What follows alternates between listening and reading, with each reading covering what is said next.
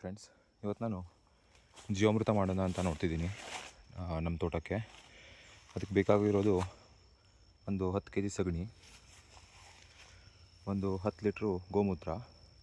10 litre ಆಗಿಲ್ಲ, ಇನ್ನೊಂದು ದಿನ 2 ಡೇಸು ಹಿಡಿದು ಹಾಕಬೇಕು.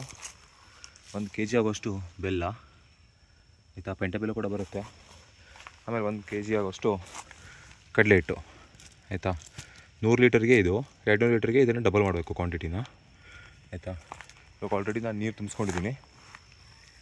ಇವಾಗ ಇದಕ್ಕೆ ಫಸ್ಟು ಈ ಬೆಲ್ಲ ಹಾಕಿ, ಆಮೇಲೆ ಸಗಣಿ ಹಾಕಿ, ಆಮೇಲೆ ಮಣ್ಣು ತೊಗೊಂಬರ್ಬೇಕು. 1 kg ಆಗೋಷ್ಟು 1 kg ಮಣ್ಣು ತೊಗೊಂಬಂದು ಮಿಕ್ಸ್ ಮಾಡಿ ಡೈಲಿ 1 ಟೈಮ್ ಆದರೂ ಕರಡ್ತಾ ಇರಬೇಕು. ಅದನ್ನು ಇದರ ಡ್ರಮ್ಮಲ್ಲಿ ಡೈಲಿ 1 ಟೈಮ್ ಕರಡಿ ಮುಚ್ಚಿಡಬೇಕು. ಮತ್ತು ಆಮೇಲೆ ಒಂದು 10 ಡೇಸ್ ಆದ ನಂತರ ನಮ್ಮ ತೋಟಕ್ಕೆ ಹಾಕ್ಬೋದು. ನಾವು ಒಂದೊಂದು ಚಂಬಂತೆ ಒಂದೊಂದು ಗಿಡಕ್ಕೆ ಹಾಕ್ಬೋದು. ನೋಡೋಣ, ಈ ಟೈಮ್ ಎಕ್ಸ್ಪೆರಿಮೆಂಟ್ ಮಾಡ್ತಿದ್ದೀನಿ ನಾನು, ಫಸ್ಟ್ ಟೈಮು. ನೋಡೋಣ ರಿಸಲ್ಟ್ ಹೆಂಗೆ ಬಂತು ಅಂತ ವಿಡಿಯೋ ಮಾಡಾಕ್ತೀನಿ.